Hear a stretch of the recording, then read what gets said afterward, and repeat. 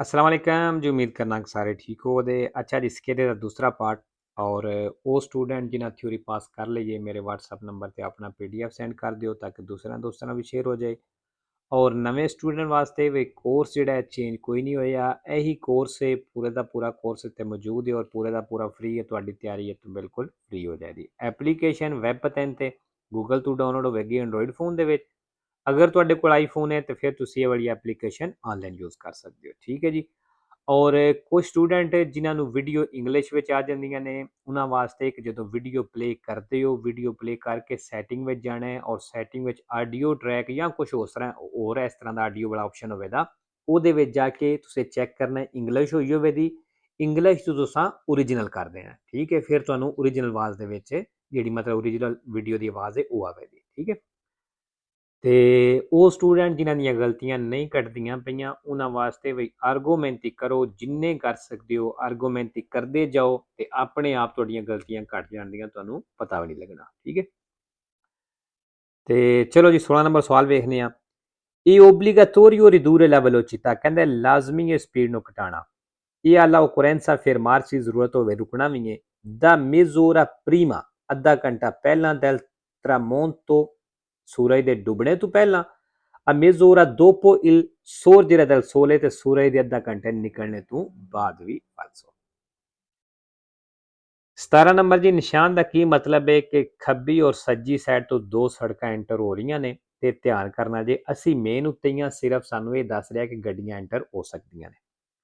Il segnale raffigurato preannuncia, ਜਿਹੜਾ ਨਿਸ਼ਾਨ ਦਿਖਾਇਆ ਗਿਆ ਦੱਸ ਰਿਹਾ incrocio con una strada, ਬਈ ਉਸ ਇੱਕ ਸੜਕ ਦੇ ਨਾਲ ਚੌਕ ਹੈ senza dritto di precedenza, ਜਿਹੜੀ ਬਿਨਾ ਹੱਕ ਤੋਂ ਹੈ। ਵੇਰੋ ਜੀ ਉਹਨਾਂ ਸੜਕਾਂ ਨਾਲ ਚੌਕ ਬਣਦਾ ਪਿਆ।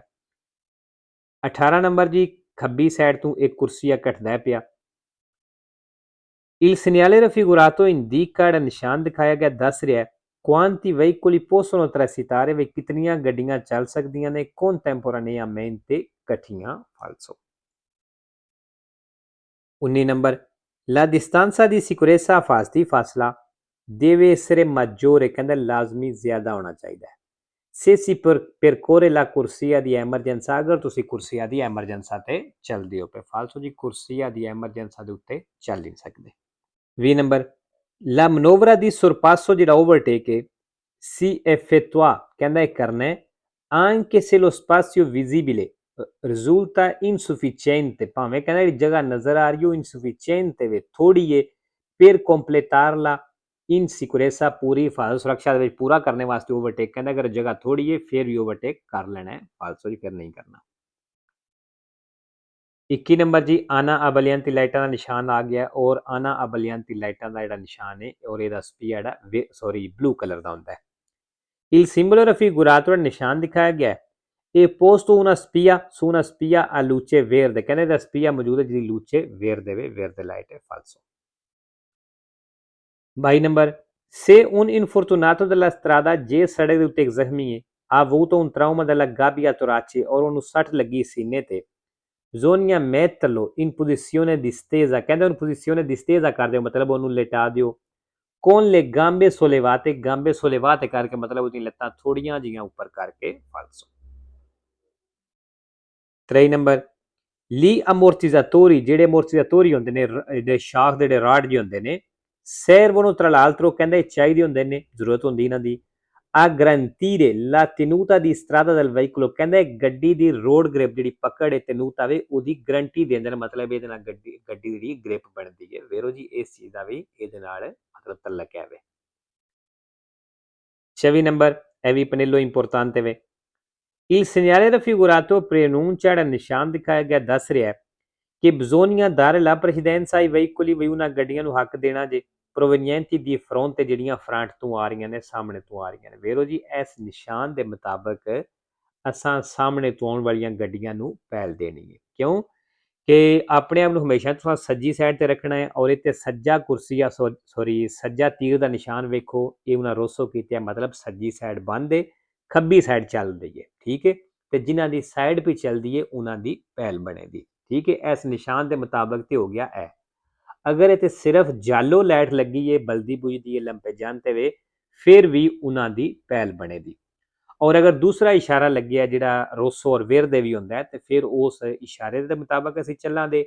अगर ट्रैफिक वाला इत्थे ते फिर यह निशान भी नहीं वैलिड होने लगा, फिर अगर इशारा लग्या वो भी वैलिड नहीं होने लगा, फिर असां ट्रैफिक वाले नूं वेखना है। ठीक है, इशारा रोसो है, ट्रैफिक वाला कहंदा है गुजर जाओ ते असां गुजर जाना है। इशारा वेर देवे, ट्रैफिक वाला कहंदा है रुक जाओ ते असां रुक जाना है।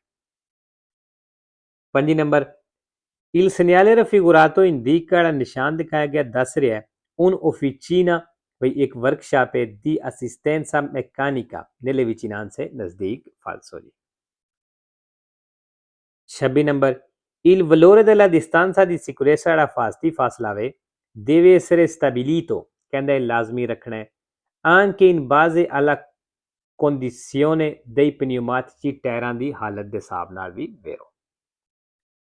27 ਨੰਬਰ ਜੀ, ਤਸਵੀਰ ਵੇਖ ਲਓ। ਸਭ ਨਾਲੋਂ ਪਹਿਲਾਂ ਆਰ ਗੱਡੀ ਜਾਏਗੀ, ਫਿਰ ਬੀ, ਫਿਰ ਡੀ, ਫਿਰ T. R B D T ਇਸ ਤਰ੍ਹਾਂ ਜਾਣਦੀਆਂ। ਨੇਲ ਇੰਟਰਸੈਕਸੀਓਨੇ ਦੀ ਫਿਗੂਰਾ ਕਹਿੰਦਾ ਇਸ ਚੌਕ ਦੇ ਵਿੱਚ il veicolo ਦੀ ਜਿਹੜੀ ਡੀ ਗੱਡੀ ਹੈ, ਬਲੈਕ ਗੱਡੀ ਜਿਹੜੀ ਹੈ, transita prima del veicolo B ਕਹਿੰਦਾ ਬੀ ਨਾਲੋਂ ਪਹਿਲਾਂ ਚੱਲੇਗੀ। ਫਾਲਸੋ ਜੀ, ਬੀ ਜਿਹੜੀ ਹੈ ਜੈਲੋ ਹੈ ਤੇ ਜੈਲੋ ਪਹਿਲਾਂ ਜਾ ਰਹੀ ਹੈ, ਡੀ ਬਲੈਕ ਜਿਹੜੀ ਹੈ ਇਹ ਪਹਿਲਾਂ ਨਹੀਂ ਜਾ ਰਹੀ ਉਹਦੇ ਨਾਲ।